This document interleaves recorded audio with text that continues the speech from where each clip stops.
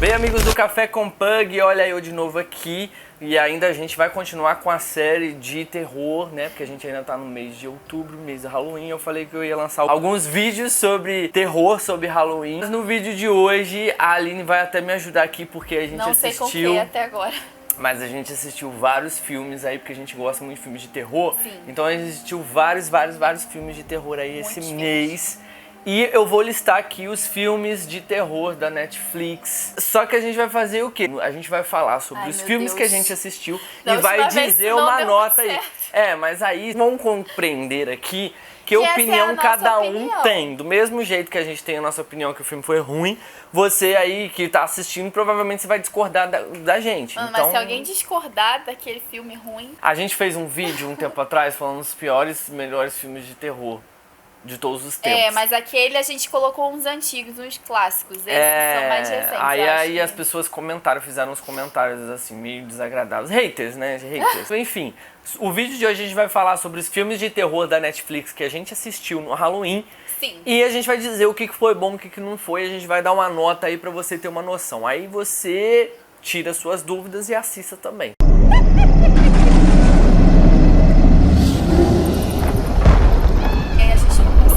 Nada dos filmes antes de assistir por aquela sinopse da Netflix. O problema da Netflix é que ela não sabe colocar as sinopses corretas. Ela fala uma coisa absolutamente nada a ver, ou só assim, um terço, 1% do filme ela coloca na sinopse lá. Sim. E tem nada a ver com o que você imaginava, né? É. Mas aqui vai. Vamos lá, nossa lista vai começar com Eli, ou Eli, né? Eli. Que é um filme que saiu tem o quê? 1 semana, 2 semanas mais ou menos.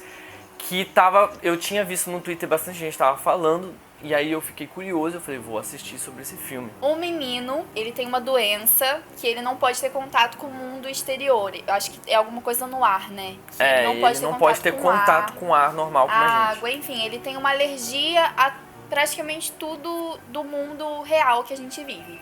Então eles vão em busca de tratamento com uma médica que mora num lugar super afastado, eles têm que viajar e se hospedar na casa dessa médica.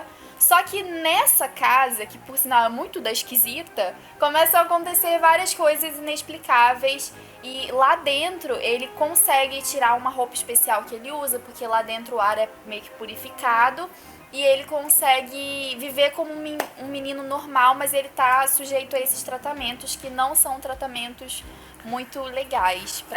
E fora que a casa ela é mal assombrada, assim, né? Ela tem umas coisas meio sobrenaturais. Então, esse filme tem uma pegada meio a Residência Rio. Mas ele tem uma pegada meio familiar, que você meio tenta entender o que tá acontecendo entre a família ali.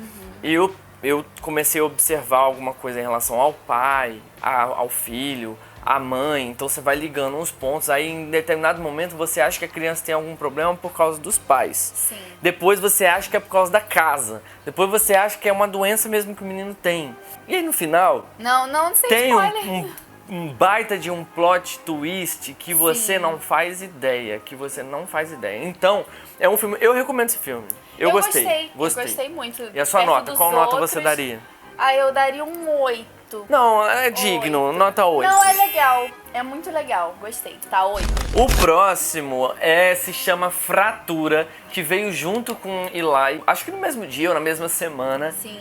Que também tem praticamente a mesma pegada. Eu acho que tem quase... fica meio... Você não sabe direito o que tá acontecendo. Envolve família também, Sim. Envolve criança também. A história é basicamente uma família que tá meio que viajando, eles estão no carro. Sim. E aí a criança sofre um acidente e o pai leva para o hospital. O pai e a mãe levam a criança para o hospital para ela ser socorrida. Só que aí a mãe, a esposa dele e a filha desaparecem no hospital. E o filme é todo em volta disso, o desespero dele falando, não, minha família tá aqui, a minha mulher tá aqui, a minha filha também, onde que vocês colocaram ela? Eles fazem a egípcia e ninguém sabe da família dele.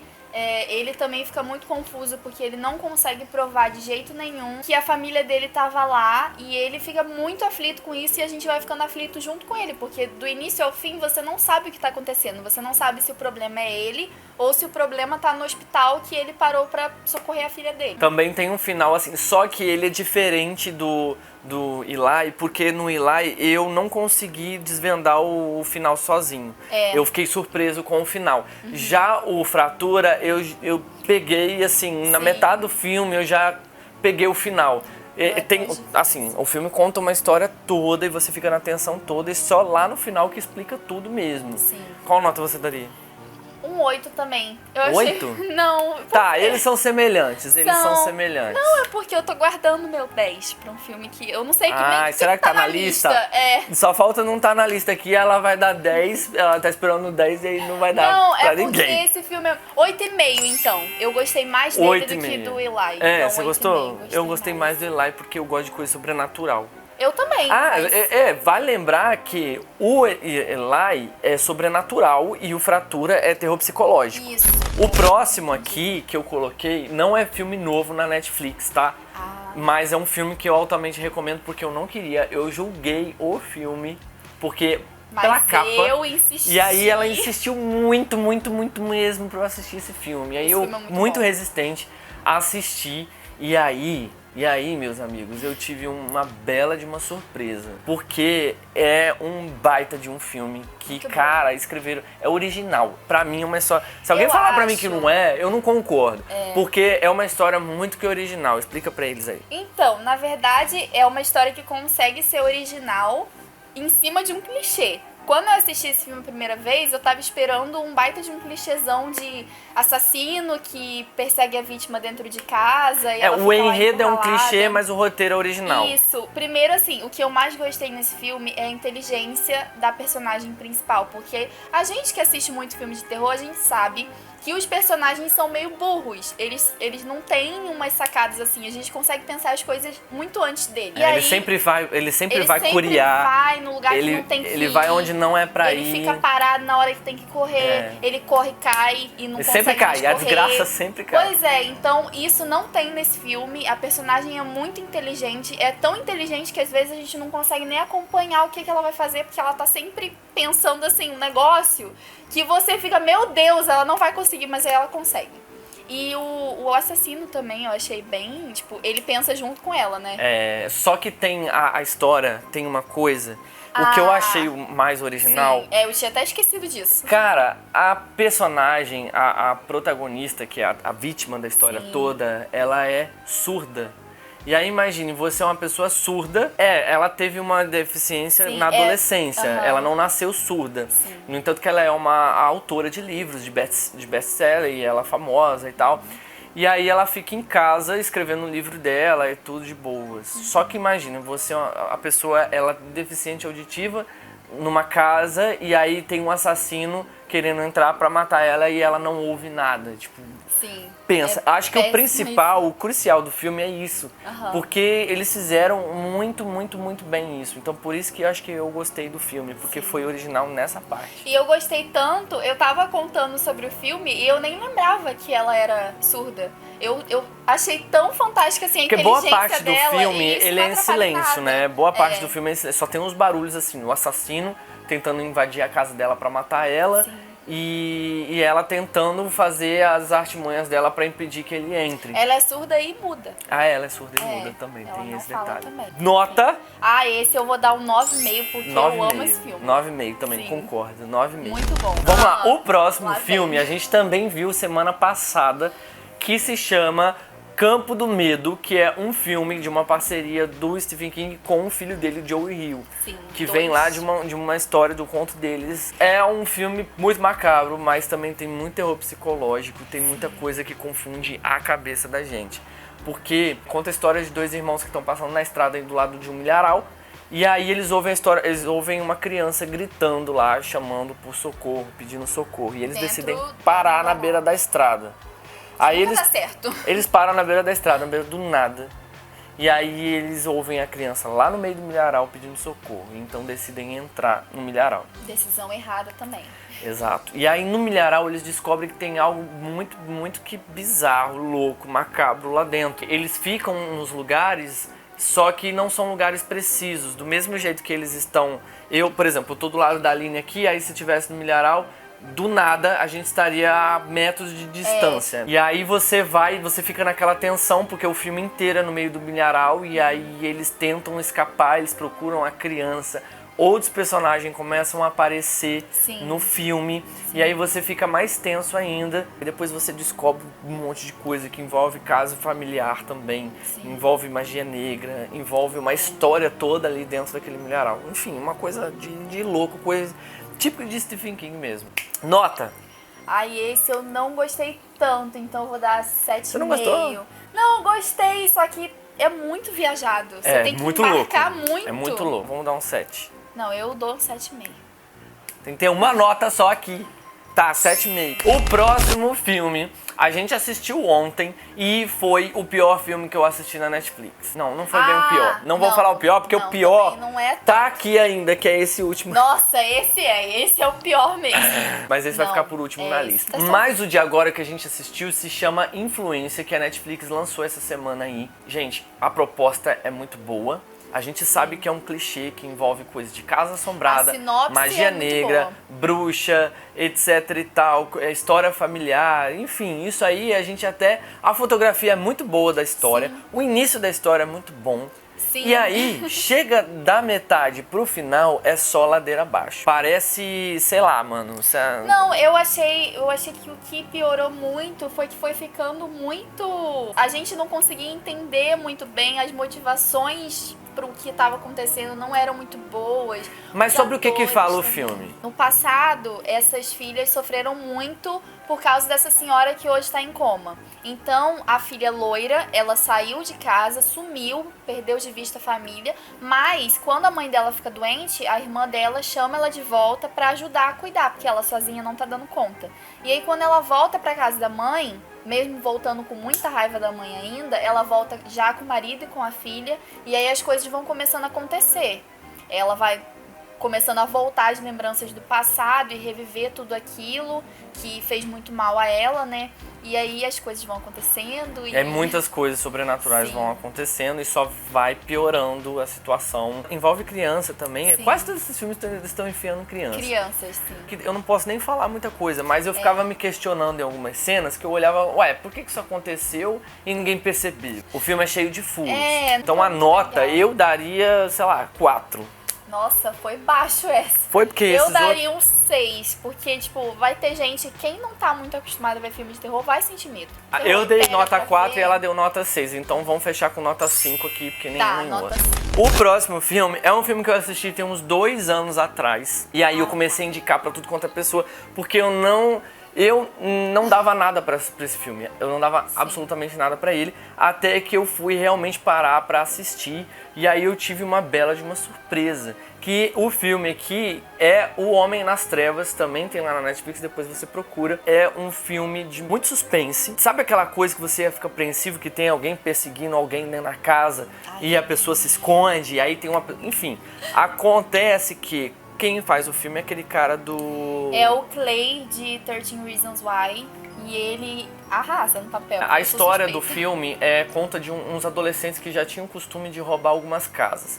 E aí eles decidem entrar numa casa velha que pra eles não tinha... Aliás, pra ele tinha uma pessoa lá dentro. Eles sabem que tem dinheiro lá dentro, mas eles sabem também que a pessoa que tá lá dentro é uma cega. Pessoa... É um senhor de idade cego. Então, pra eles, é muito fácil entrar e roubar a casa sem que o senhor de idade que mora sozinho, cego, veja e faça alguma coisa. Só que aí eles se enganam. Qualquer um ia pensar nisso. Exatamente. Só que eles se enganam, eles descobrem que o senhor é um satanás em pessoa. Ele tem uma super audição que ele sabe onde a pessoa tá. E aí os adolescentes ficam presos lá dentro na casa e tentando fugir desse cara que aprisiona eles lá dentro e tortura todos eles. E aí o resto a gente não pode contar aqui. Nota 9, eu vou dar um 9 pra esse filme. 9.